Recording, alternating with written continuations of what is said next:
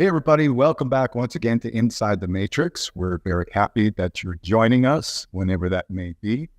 Today, we have a very special guest, and I'd like to introduce to you Darius J. Wright. He's an out-of-body experiencer and an amazing guy who's through his out-of-body experiences has gained incredible wisdom. And he's also a teacher and somebody that I really admire, so we're going to bring him in right now. Darius, welcome to the show. Hey, thanks for having me, man. I'm good. All right, great to see you. Okay, I always ask our guests at the beginning of the show, somebody that's has been out Inside the Matrix before, if you would please share with us kind of your background, where you came from, whatever you want to tell the people so they get a kind of a feel for who you are. Yeah, cool. So my whole background, childhood, I've always been awake and aware to things. A lot of things were happening to me as a child that you would put it this way, the out-of-body state in terms of beings and contact with beings was happening to me as a child physically.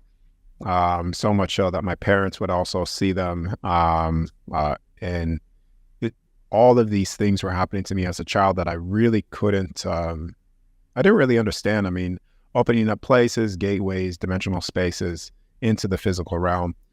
And due to fear of contact with many different beings and stuff, that I've shut it down as a child because fear will shut down anything. So naturally, as you progressively get more afraid of things, it shuts down.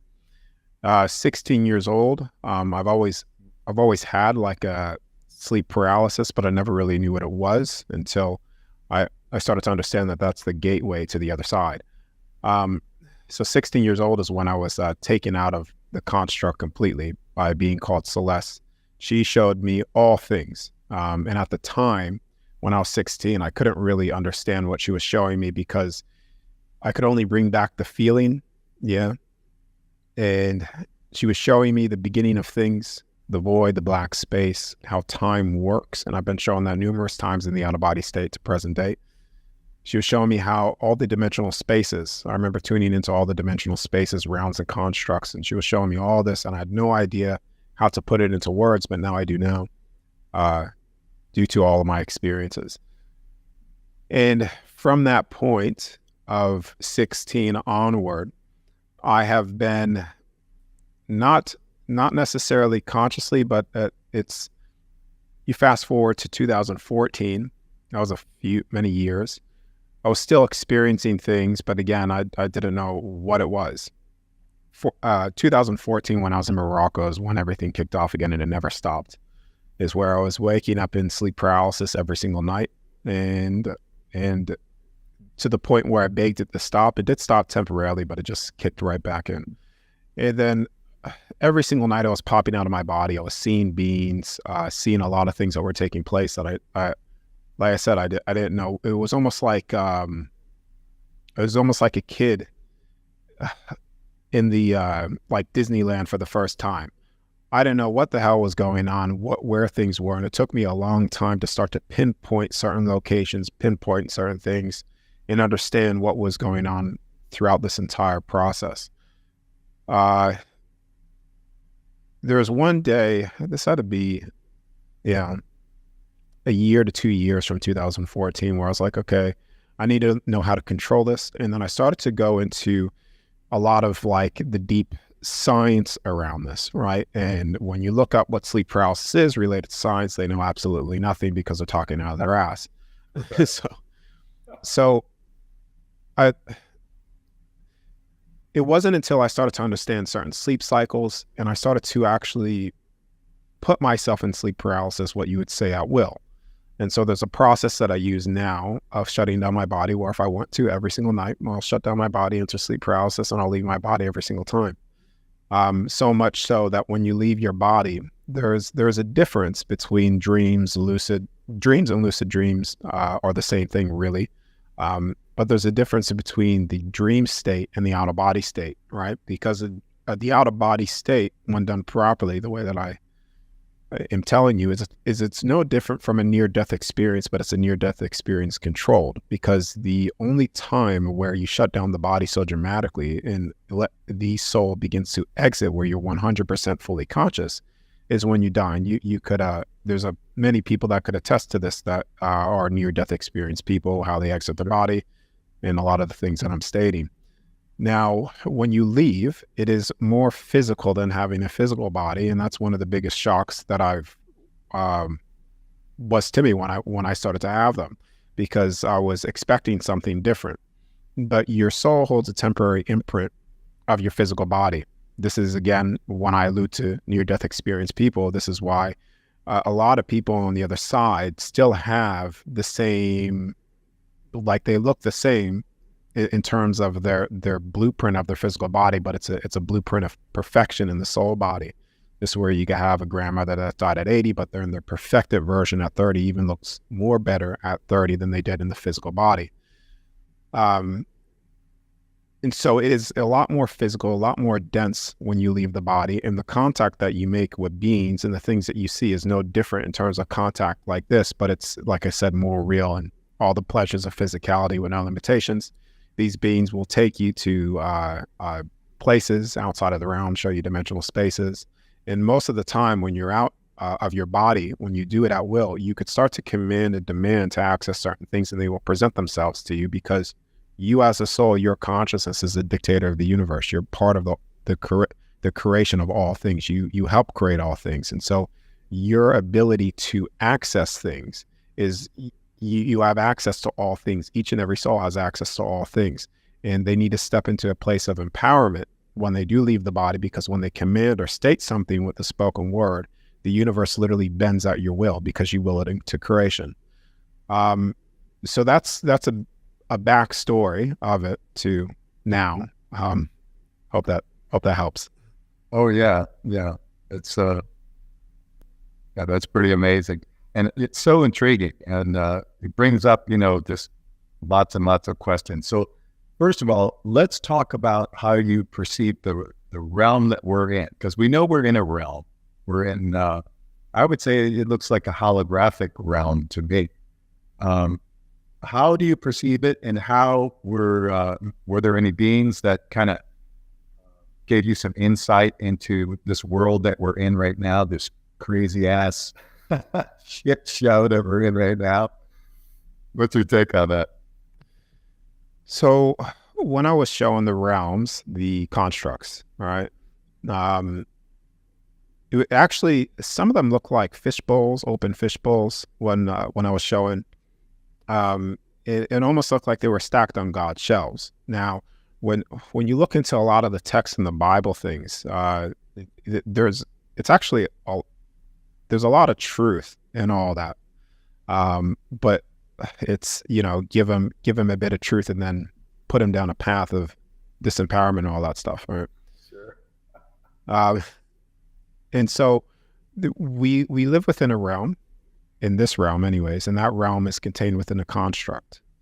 And that a realm could have 1,000 million different dimensional spaces based off thought forms. So each individual soul creates with their thoughts, their spoken word, all those things. It's how it is on the other side. So when you're thinking something here, you're actually creating a dimensional space within your field, right? Within this realm that then could be accessed by either yourself through your dream state or the out-of-body state. And even a soul that knows how to take their soul out of the body could see dimensional spaces taking place basically all at once. This is where you start to access time as well, because thought forms is really no different from time. It's just what creates that potential time event is the more energy that someone's putting into that thought form to go into that path. But the realm that we're in, we're in a realm that's not spinning. It's fixed, and it's stationary, firmament above us. Everything's contained within this realm. That I'm glad you say it that way. It seems that absolutely that way to me, and many others out there too. And some will disagree. Well, I will say to those who don't see it that way, we always like to keep an open. Yeah. Well, let me share this, right? There's a difference between when you are seeing something with your physical eyes and perceiving it, right? And a lot of people have done a great job at the controllers of this room has done a great job at disempowering us to a state where we don't trust what we see, right? What we feel. It's like all that stuff gets shut down. But when you see it out of your body, right, and you are taken out and you could see it through your eyes and your soul, which is incorruptible vision, like you cannot be corrupt there. You're seeing all things as they are. The unseen becomes seen to you. And to be honest with you, being shown certain things was a shock to me, even with a lot of my belief systems. You know what I mean? But Sure. But when you see it, it's undeniable at that point, right? exactly. Seeing is believing, pretty much. Yeah, and especially when you have full access to all of your sensory capabilities in that realm, right? And okay, so now we've established we are in a realm, and let's talk about free will. And are we in a realm of actual free will, or are we in a sort of a program situation? Like, and the reason why I bring that up is because it appears to me and many others that we've been through cycles in this realm that we're in, that there have been civilizations come and go, there have been cataclysmic events happen, mud floods, regular floods, I mean, all kinds of earthquakes, different things that we can see geologically have happened in the past. So is that a pattern that was established when this construct was put together? And then how does that fit in with our own personal free will? Okay, so those are two things. I'm gonna answer them both. One is the free will, one is the reset stuff, right? I'll go into the reset first. Now, there has been many resets within the construct that we're in, right? Let's just call the construct, because the construct that we're in contains 12 realms with many different dimensional spaces. So we're just going to call it the earthly construct, just to keep it, clean. Now, this construct that we're in has been reset many times. So it's almost like there's been many different versions played of this game that we're in. And this was actually someone asked me this question before, and I put it in a better way for people to understand it. Now, imagine if you're playing a video game, and let's just say for the sake, we're just going to call the game that we're playing the Earth version 1. So you stick that disc within a console. Now the console, let's just say the Xbox, is the construct. The disc, round 1, the video game, is the realm. And so we played a first version of this, and it's been reset. This is where you get the giants, the mud floods, etc. We take the game out and we create a version 2, and we put that within the construct again, creating another version of this, version number 2. And we play that game, etc. We take it out and we play again. Now, there has been many versions of this, and with those many versions, alluding to also your other question with the free will, how we don't really have free will here, right? The free will is an illusion, because things within this construct, within the realm, the discs that we're playing, are pretty much set in stone of certain event markers to be had within the realm that we're in. Yeah. So you have the freedom to choose many different paths. You could choose 1,000 different paths, right? But each path, regardless of which one you choose, is always going to lead you to some event marker within this realm that is inevitable to take place because it's already written. So a classic example of this is one of the inevitable events that will take place within this construct that we're in, this realm, is accessing all things again and crossing over to the other side. People call this death, but you don't need to die to do it. You could take the soul out and exit this stuff and access this stuff. Mm-hmm. But that's an inevitable event that will take place. You accessing all things again. Now, you could take a path of spirituality, of being asleep, in corporate job, or whatever the many different paths that you could choose within this realm. You will, regardless, inevitably reach the final outcome of this realm, which is accessing all things again, through death or the out-of-body state, doesn't matter, but that will happen. And there are many different event markers within this realm, that is inevitable to take place for the soul because it's written within the game that we're playing, the construct. Now, when it comes to individual soul agreements, that could be changed, right? Because those are certain soul contracts, all that stuff, that could be changed just by commanding it and demanding it to be so. But you cannot change the construct's pre-written destination, right? When you exit and you're on the other side, let's say you're outside of this construct completely, there is no predetermined event markers to take place. So you're free to do as you wish. You have total, utter freedom there, or what people call free will. You have the freedom to create and do as you wish because there's no limitation on you on the other side. Yeah. Okay. So does that make sense? Yeah, that really puts it into perspective. Thank you. Brings up another question. When you're in, the other realm, so to speak, and you're conversing or communicating telepathically with another being, have you ever discussed, how crazy it is here? Well, I'm sure they know. This must be like their entertainment or something in some way to watch us, like the ant farm or our own little West world or something.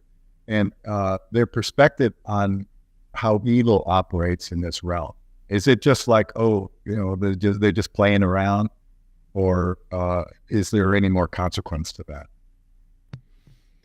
Well, a lot of the talks that I have with beings when I'm out of my body is not necessarily. There's not really a lot of humor with the beings that I'm in contact with. It's just very direct. One of the most recent ones is I was out of my body and was actually flying over a city, and the being that I was with was telling me everybody's playing their scripts perfectly. And everybody can access this stuff, but they won't access it unless they really want to, because the time frame that we're at is all this is very accessible. And this is where it goes into like what I just said before, like the whole free will and stuff like that. It's like everybody's playing their roles perfectly until they're ready to reach that final event marker, which is inevitable to wake up, access something. So how close do you think we are to the end of the road for this particular incarnation of this realm? I don't necessarily know. I mean, but based off where things are, I mean, you're looking at the collapse right now. Of a lot of things. It looks like it, because I think a lot of us have known for many, many years that a lot of the craziness we're seeing now has been going on for, forever, basically. We've been slaves in this world for a long, long time, just under different forms. It used to be like kings and queens, would enslave the people. Then they kind of morphed into the kings and queens of governments, and the control systems go on. Yeah, because this has been reset many times, and you'll notice the same scripts are actually still taking place prior to this version. They're just different names, slightly different roles, but it's, you know what I mean? It's the same game. But we see now what's interesting in just going along with what you're saying, that everything's being revealed right now, where it really wasn't before. You had to really kind of look for a lot of these things.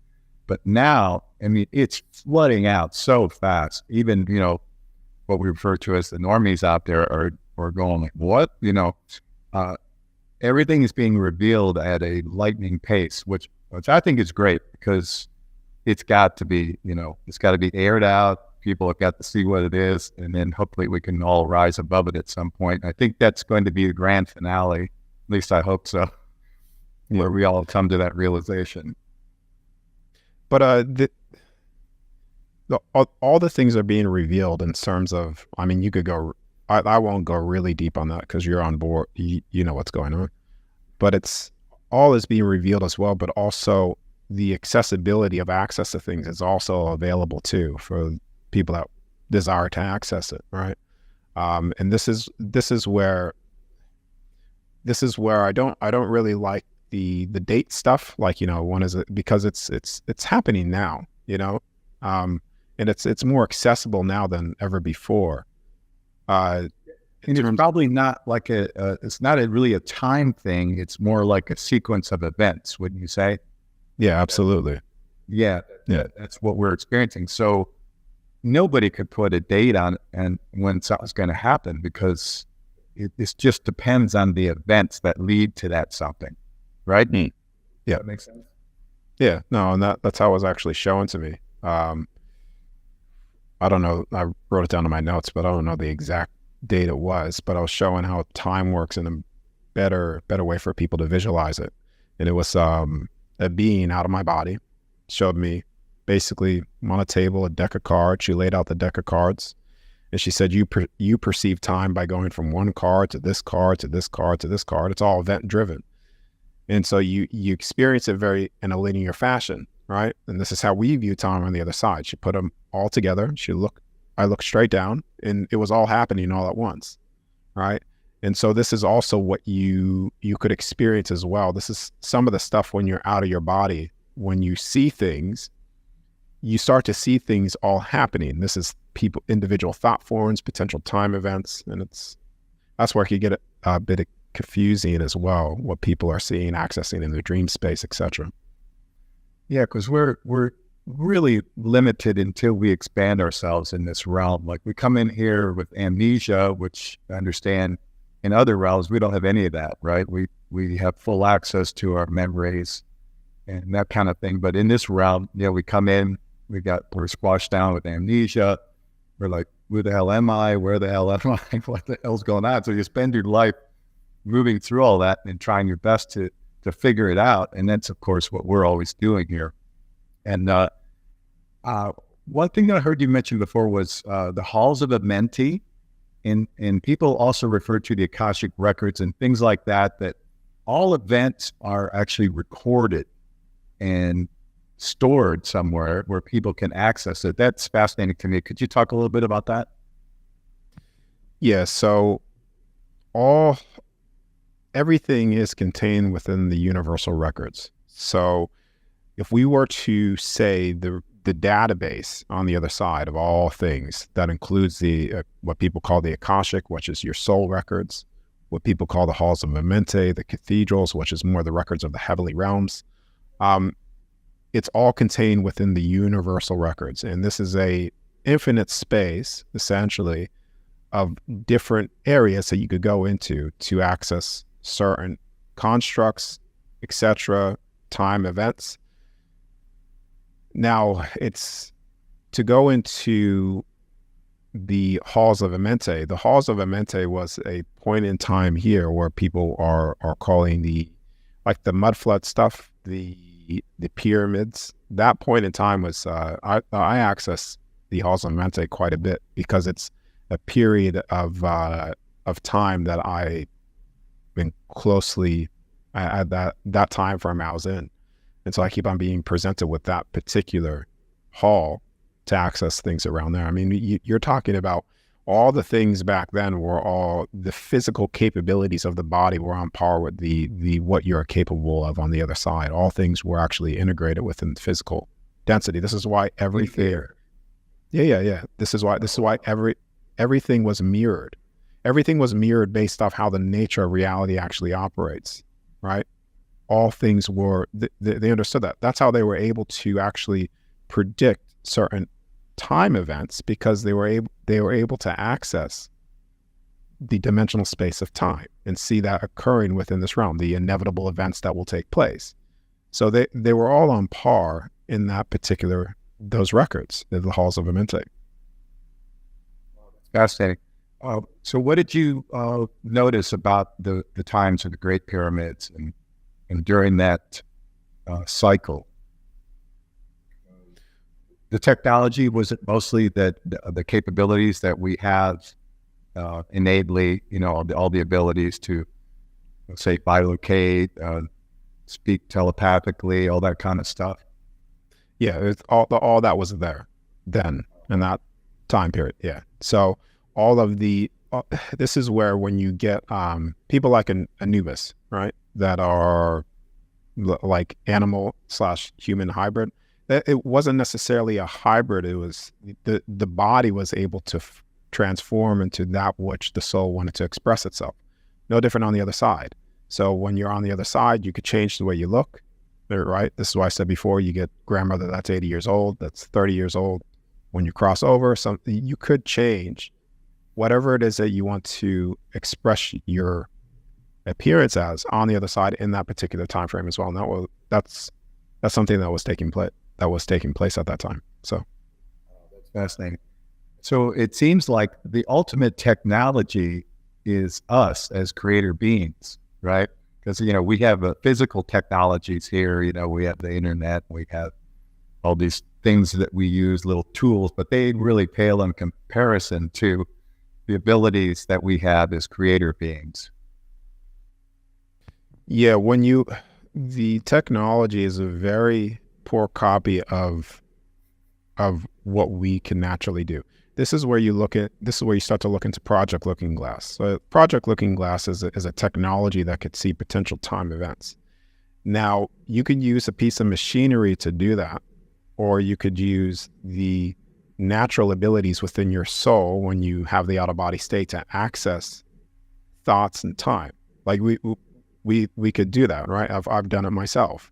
So when even the telepathic communication forms of cell phones technology, it's all things that we could do when we stop, when we focus more on ourselves and really trying to awaken those abilities again. Because what happens when you're using so much technology, and I'm using it now, but when you become dependent on that, it sort of shuts down things within your body. Your dormant abilities become dormant, right? That's why they're dormant. It's awakening those dormant abilities. If you don't use it, you lose it, right? Yeah. Kind of thing. Well, But, you don't lose it. Yeah. Yeah. Well, we lose touch with it.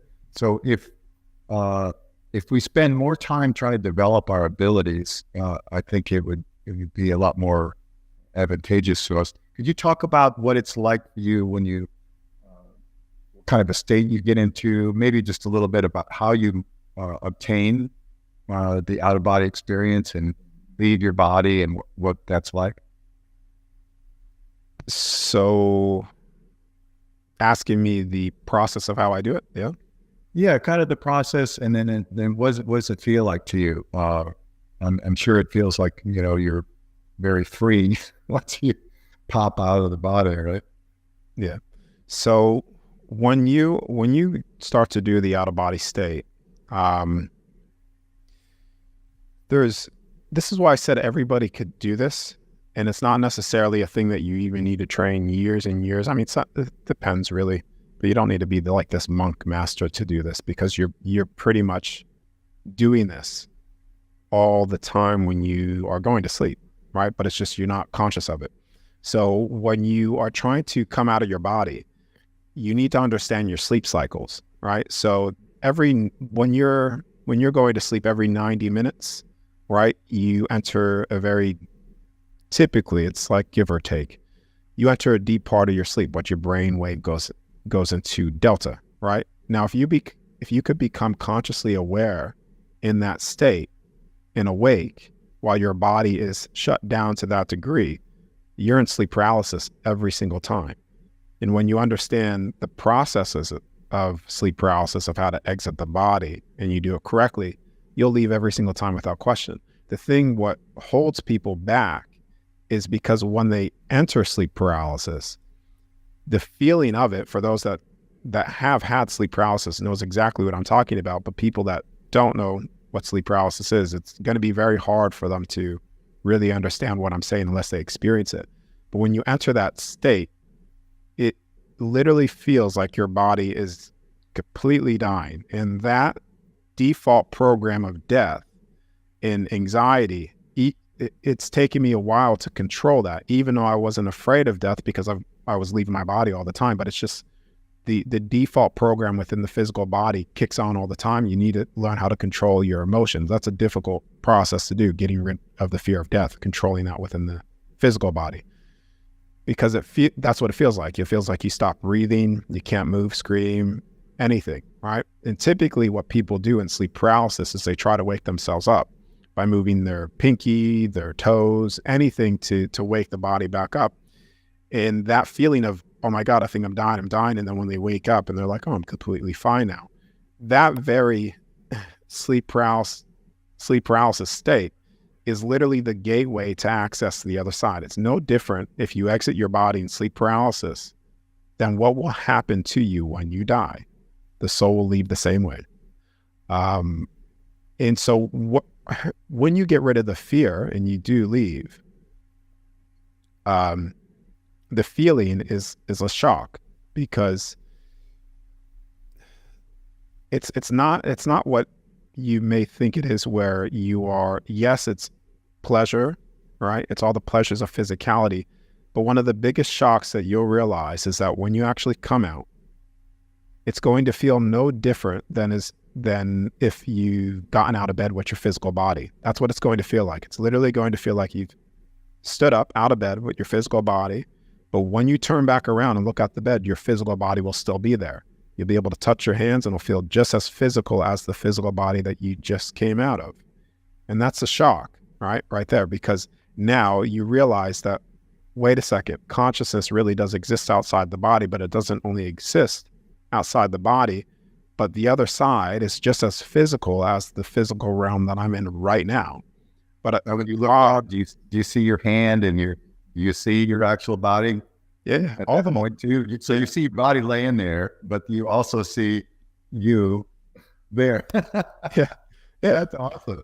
Yeah, and the sensations of touching things, like I have a bedside table, so I'm always touching my bedside table when I come out. Like sometimes, like to get out sometimes or lift myself up, and it's like feeling the bedside table, right? So, but when you contact other beings as well, they're coming to you physically as well, right? They look different, right? Obviously, but taller, etc. It's like they carry more light, more frequency because they've been there longer. So the integration just, but it's making contact with other beings, making contact with dead relatives. Like my Uncle Bob has passed like 5 years now, almost 6 years. He's the one that's actually taken me to the halls of Amente. He was the first, he was the one that introduced me to that space. And it's taken me, I remember coming out of my body, I'm like, Bob, show yourself, like I'm putting out the call. And it took him actually like a year and a half, almost 2 years to actually communicate back with me. And then when he came to me, that's where he showed me certain things. So all is there. And it's, this is where you can, when you think of heaven or the heavenly realms, it's, you do have a body, you do have your individuality. You never lose your individuality, because your soul, that individual soul of your spark, it's not it's not like a hive mind of what people think, like you merge, like, yes, you do merge and you have access to all things, but you keep, when you leave Darius, who I am now, all my thought processes that I'm having right now, when I leave my body, they stay the same. Everything stays the same. You just access more comes into you. You get more access to the unseen, etc. Remember, this really takes away, once you conquer the fear of getting to that point, then this obviously has to take away any fear of death that people have, because it's such an unknown to somebody who hasn't experienced that. And a lot of people think, well, you die, you're gone, that's it, it's over. But we are truly immortal beings, and we're just, we're here to experience this realm because we wanted to, right? We decided, well, we're going to go in there and have a life, and maybe from the other side, maybe it only lasts a few seconds or a few minutes, and it's stretched out in a time sequence here. I don't know, but I have a sense that maybe it isn't that long of a duration from the other side. Of course, if there's no time there, then how do we judge that? But, feels like seconds. Ready. There's no reason to be afraid, right? No, it feels like seconds when you I remember the experience with Celeste at 16 when I was taken out of all things, right? Like, literally my life here felt like 2 seconds. Like, there's no, like, you remember, there's a sense of like, just like, okay, I'm back home. Like I'm here again. right? Like, I'm getting it again. Yay. yeah, free to do as you wish. Yeah. So, what about, do you get any sense of relationships or family, or you mentioned your uncle, but when you're on the other side, do you really feel like totally independent, or do you sense a sort of belonging to any kind of a group or family, anything like that? What's your sense of that? Yeah, so you're connected to all things. So you know that there are certain beings, depending on what you have chosen to experience with, that, based off the experience, there's a history there, right?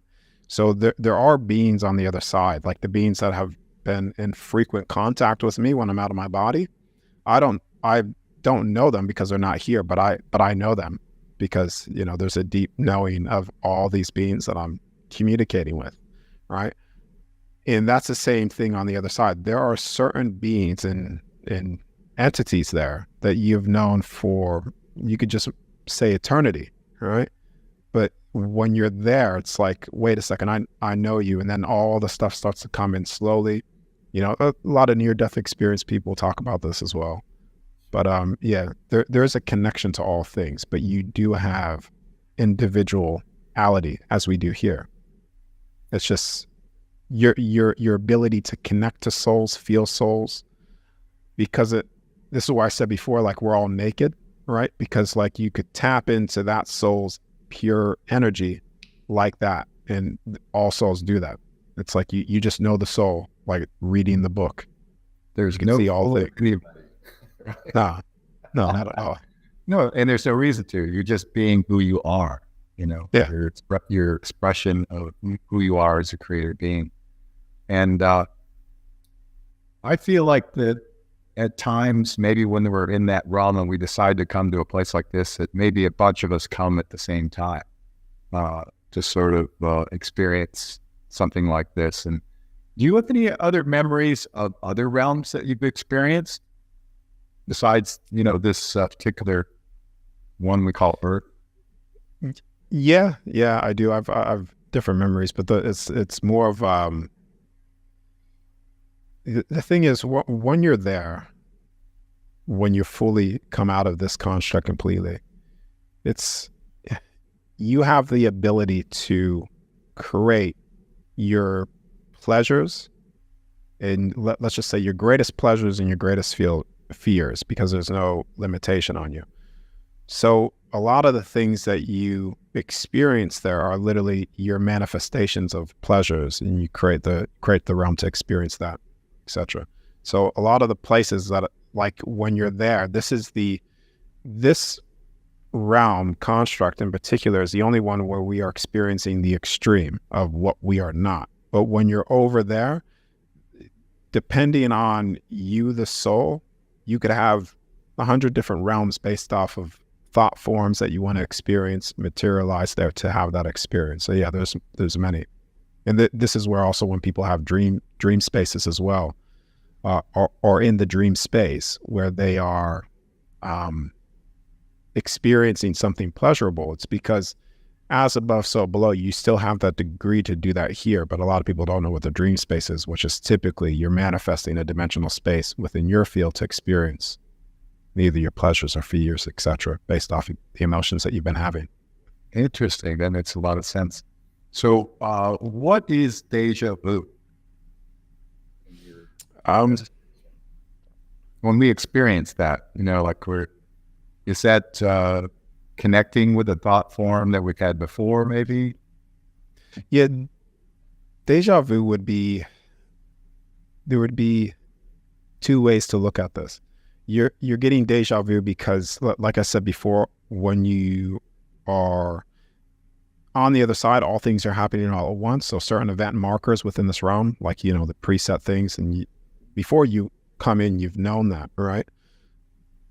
So deja vu could be lining up to a certain event marker where it's like, oh, deja vu, like this is something that I have known was going to happen.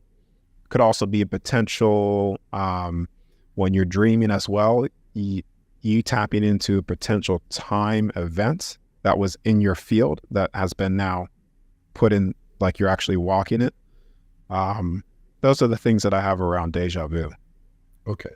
And then the other one sort of related to that is Mandela effect, where we have, appears to be different timelines that have maybe converged or changed or jumped or something like that.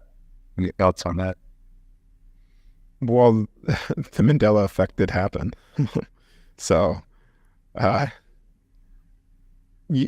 that's basically when you look at, all right, so when you look at the Mandela effect, we're just going to say two, because there's multiple, but we're going to say two different timelines. So we're on this path and there's another path here running at the same time.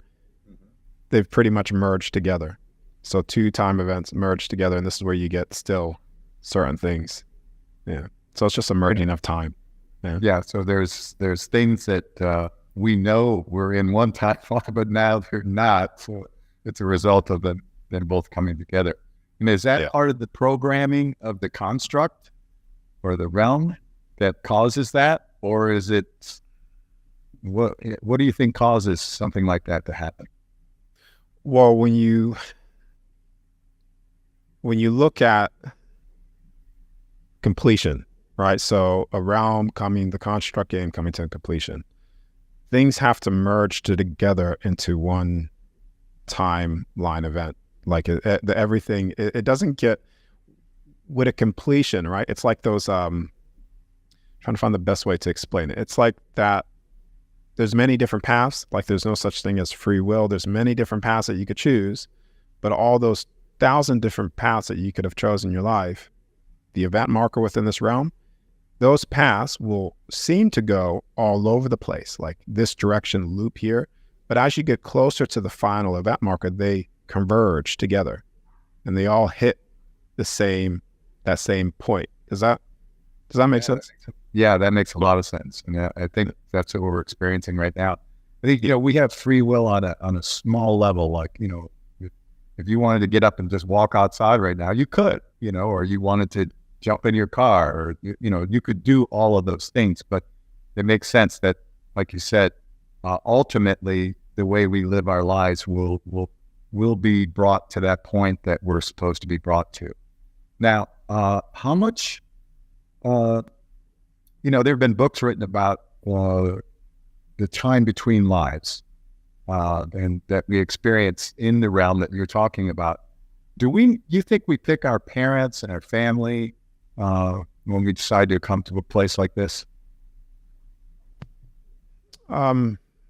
Yes and no. I have that's a 100% certainty for me from accessing certain memories. Some souls maybe not, and I don't want to generalize, just my experience with the entirety of all souls, right? But I think that some souls that want to experience this or come in here like at a flip of a dime. They're like, okay, just that, it's like a quick decision versus some other souls that have a lot of memory of coming in here with a group, a group of people, like they call them soul family, stuff like that. And you've come in here all together. And when one of that group family starts to leave, it's like almost like a domino effect. Everybody, when they die, it's like bam, bam, bam, bam, bam. We're done. Yeah. And then you have some souls here that are just like, they don't have a connection with many different souls, not even their parents. And I think that possibly it's because when coming into this realm, they've just said, I don't care. Just give me someone. I just want to incarnate him. So yeah, this completely roll the dice on this one and just, wherever I land up, wherever I end up. So yeah, it seems to me like it's a sort of a playground in some ways.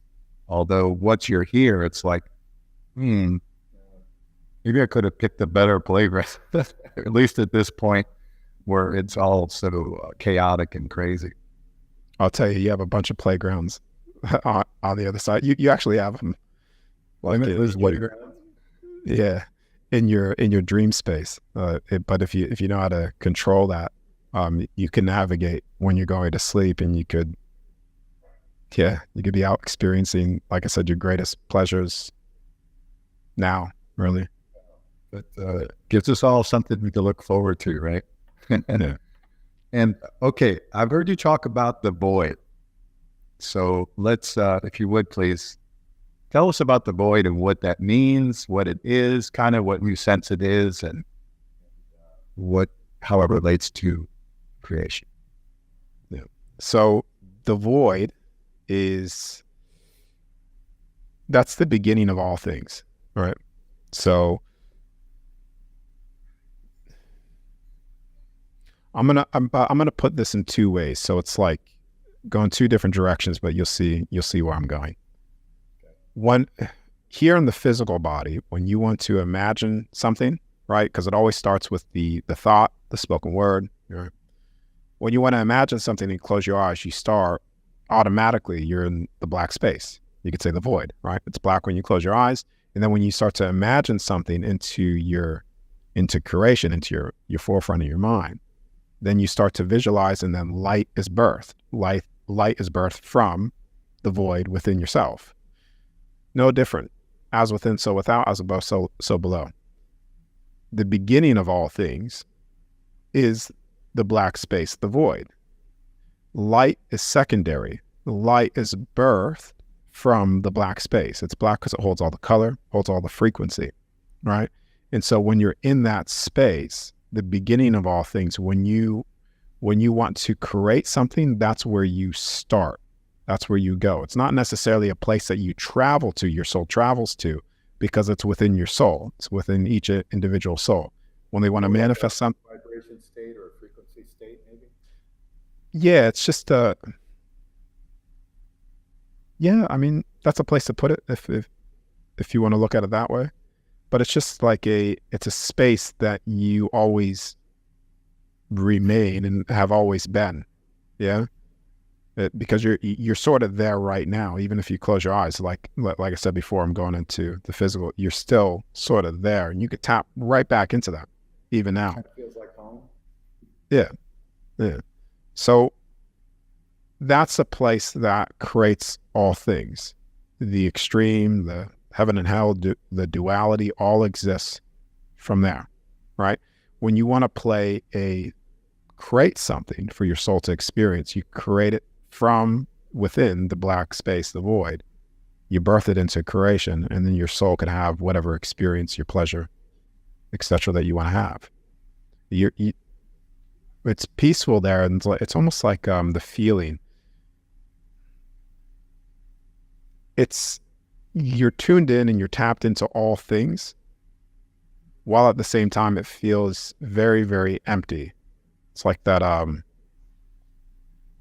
dichotomy there. It's like, you're feeling both at the same time. Just peaceful.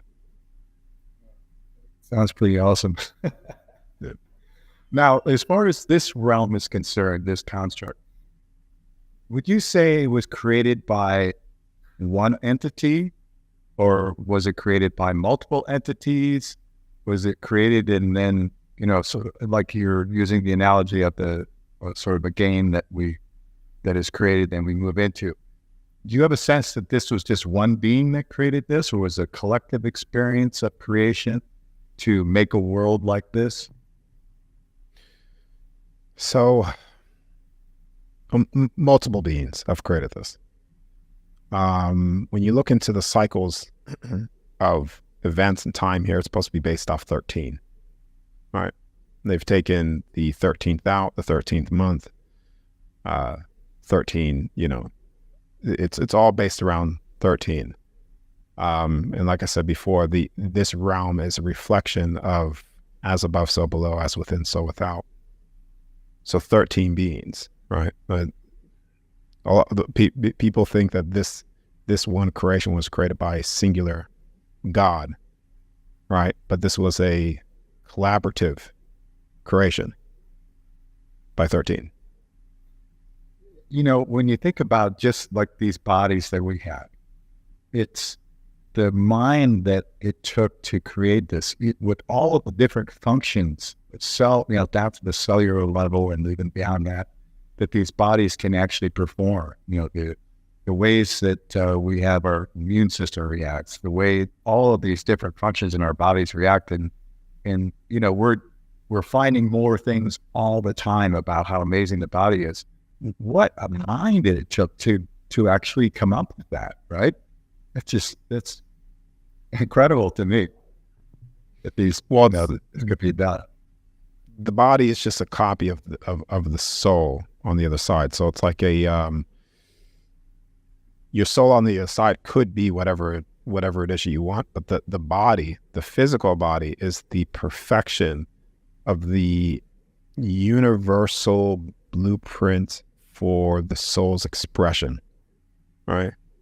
The body is the template for that individual expression. I mean, you could change it, but that is the perfected, right? And so on the other side, even though you have different races, what are they all using? The template of the physical body, because it's the perfection for a soul to express itself in the ever expanding creation of all things. All right. So, but here, a lot of things are distorted within the physical body because like I said, we're experiencing the extremes here, what we're not. So this is where you have the organs, the chakras, DNA, all exists here, not there. Okay, so chakra, some people say that no such thing as chakras. Some people say that there are. Some people say there's only one. Some people say there's 7, 12. Have you observed any of that? When you're out, your soul doesn't have chakras. It's one spark, one being. It's your soul. Because you don't necessarily have, I mean, you could create energy fields within your physical body here. This is why, they've done an amazing job at convincing people that somehow fractalizing their soul spark into many different parts of the body, keeping all those different fractalized versions of your soul within the body, you need to balance those to make you whole and complete. That's a massive distortion and distraction, because you don't need to fractalize your soul essence within multiple points of the body to be fully connected to who and what you really are on the other side. That's the give them a bit of truth, lead them down a path of self-sabotage, and that's what that is. So when people say that when you have a traumatic event in a lifetime or a previous lifetime, that part of your soul essence is trapped there, do you think that's, again, more misinformation? Nothing's ever trapped, and there's no. This is where you get into a lot of the fear stuff, trapping the soul, the eternal damnation. Entrapped, like people have taken religion where they go, you will go to hell forever, to the soul could be trapped. It's the same thing. It's the same level of consciousness, just in a different format and different words. You as a soul can never be trapped. If you are consciousness, your soul dictates the universe. And to believe that you could be trapped and infinitely condemned and all those things is coming from a belief system that the universe dictates consciousness, but the consciousness dictates the universe. I think I said that. Yeah. I think I said that right. Yeah. Yeah. Consciousness dictates the universe. Yeah. Exactly. The construct doesn't dictate us. We dictate the construct. Exactly. So your soul, the consciousness, is the dictator of the universe. So therefore, you can never be trapped, lost, or anything unless you believe it to be such. And therefore, you will create that experience for yourself. But the universe does not dictate consciousness. And when you're over on the other side, there's no judgment either. This is where you get the unconditional love. When I've crossed over, it's unconditional love. It's because you can't have unconditional love with a judgment. And when you're there, there's no being there to judge your fullest expression of self, right? Because you're free to do so. Same with every other soul. Because of the extreme duality in experiencing that which we're not here, we've also inverted a lot of the stuff too, like by focusing on a lot of fear-based narratives that constantly put you in a place of disempowering the soul instead of empowering the soul. Yeah. Yeah. And I guess that's in a way how we test our mental, our ability to maintain our integrity in a place like this, right? To be able to maintain our sovereignty and our authenticity in a world that's trying to put you in all kinds of mind boxes, whether these boxes are religions or mind boxes, political organizations and movements are all mind boxes. And to try and, navigate your life so that you don't fall into those boxes and limit yourself in those ways, I think is something that we should try and do. Yeah, because everything here, the way that everything's set up is all pretty much what you just said. It's distracting you to put your energy into everything that which you're not, right? Putting your focus on not yourself, right? Focusing on yourself and accessing the other side and stuff like that. And that's also, like I said many times, is what they call the great work, which is waking people up to the other side. You wake up to that, wake up to everything. You stop focusing on things that are pretty much, unless you choose to, but not in accordance to the eternal aspect of you when you leave. Yeah. So any of those belief systems that you develop here or you cultivate in this realm are going to fall away as soon as you leave this realm. Not necessarily immediately, because even when I've been out of my body, it's like it doesn't all just go bam, like all at once. It hasn't for me anyways. It's been like like the longer I've been there, the more I'm like, oh, okay. Like I would ask certain things. And then when I ask certain things, they just come in and I'm like, oh, okay, that makes sense. It all just starts to come back to you gradually. So yeah, that makes sense. It would probably hit you all at once. It would probably be some kind of a electrical flash of shock or something. It's so drastic, I'm sure, compared to, this crazy world, and then experiencing your true self all of a sudden takes a little doing. So when you come back from one of these experiences and you've been gone for, I assume would be hours in our time. Would it feel like hours to you, or would it just feel like a short period of time? Depends. So it depends on where I'm accessing. Now, if I'm accessing this realm, right? Like so, and I'm viewing what's taking place in real time with physical people still in their physical body. If I'm there for 5 minutes, it feels like 5 minutes. If I'm there for an hour, it feels like an hour. But when I start to access records and go into different realms, constructs, etc., or tap into dimensional spaces, that's where time becomes very difficult. Like it feels like I'm there forever. Like it could feel like I'm there forever, but I'm only there for like 5 minutes in physical time. So it depends where you're accessing. Yeah, time can be very relative and deceptive at that point, I guess. Now, if you're accessing out of body here in this realm, I assume that you would be able to travel anywhere you wanted to and observe whatever you wanted to. Are you encountering other souls that are doing the same thing as you, that are just kind of observing and saying, "Hey, let's check this out"? What's really going on behind the scenes? I've encountered one person through these experiences that has I saw him out of his body, and I'm going to keep this private just for the sake of privacy of names and stuff like that. But I've seen him out of his body, and when I woke up the next day from the out of body state, coming back in, go back a little bit, because I remember telling him when I saw him, I was like, "Hey, name. You remember, this is me, Darius. You're going to remember this when you wake up." And when he woke up, he didn't remember anything. All right. And this is where I started to go into Like, this is where I had the confirmation that every single night, everybody's leaving their body. So they're just unaware of it. Everybody's accessing the other side every single night. So it's just, if you're not aware through that process of coming out of the body, it's going to feel like a dream to you. It's going to be like very, you remember some fragments of it, but you can't bring it back. But yeah, I've seen stuff like that as well. But it's typically, I'm just communicating with the same beings. That's fascinating. So what do you think stops us from being able to remember the dreams or being in those states? What do you think it is that keeps us, like, I experience that all the time where I can wake up right in the middle of a dream or even, have a lucid dream where I'm actually aware that I'm dreaming.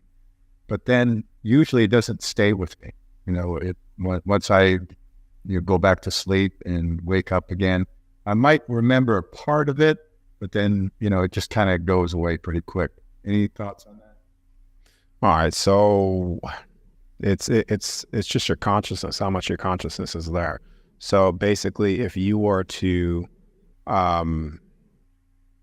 right now, physically awake, if you put your brain wave into theta or delta, right, and you're trying to navigate physical life half asleep, you're not going to remember what you're doing because you're not fully consciously there. Same thing goes for when you're accessing the other side, when you go to sleep.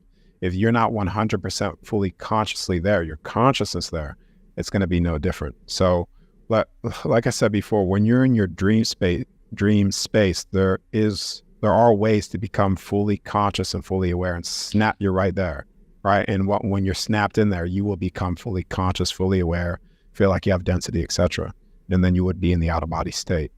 So it's just consciousness. How much of your consciousness is fully aware? Yeah, that makes sense. So why do you think that some of us are able to kind of grasp some of these ideas and see this sort of construct for what it is, and then others seemingly just have no awareness other than of their, sort of daily lives, get up, go to work, go home, they're really mundane things.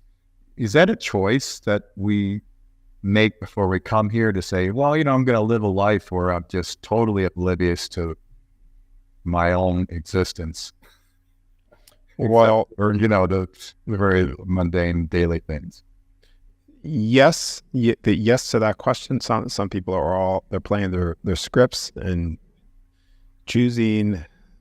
Yes. In short, it's yes. But then to answer that in a different way is, how do you tell a blind person what the color blue looks like? So the people that can't necessarily see and understand what's being shown to them or even told to them, I mean, how do you tell a blind person what the color blue looks like? It's not necessarily that they're blind forever, right? It's when they do slowly wake up again, their vision becomes very clear to see again. So, and that's fascinating. I love the idea, obviously if all of us were exactly in the same consciousness, this thing would be over real fast. Right? So, not necessarily, no.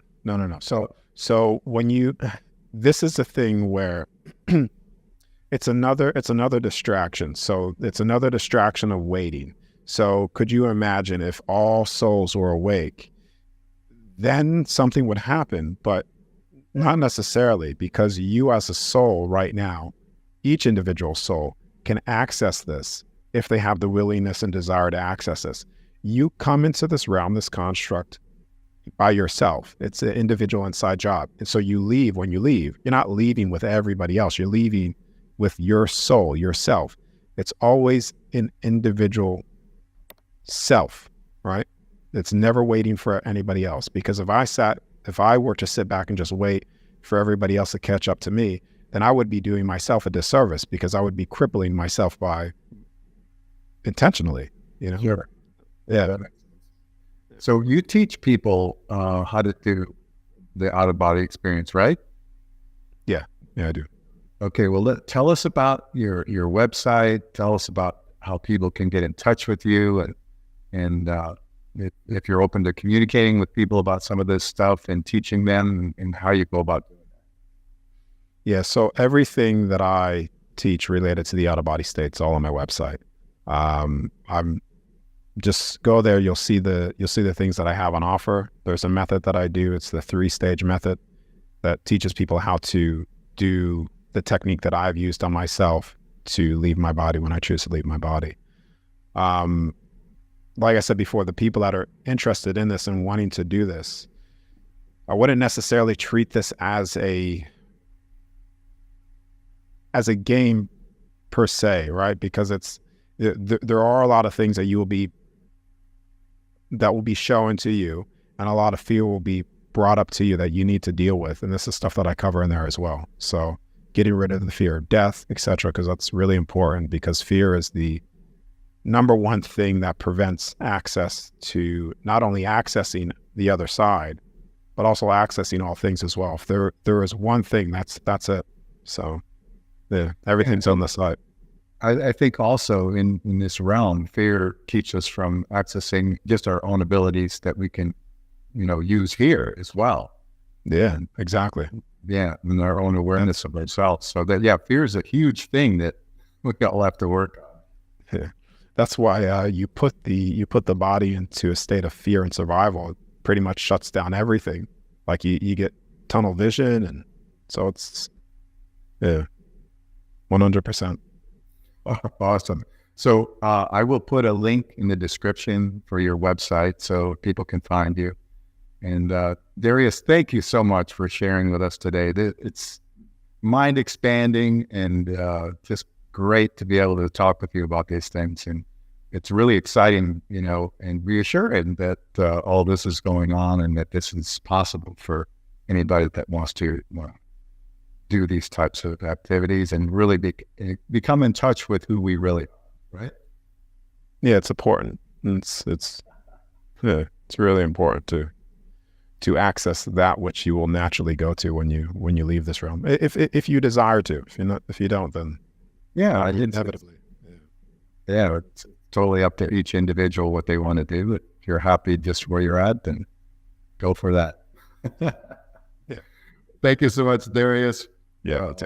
And to all of you out there, like I always say, we'll see you next time inside the Matrix.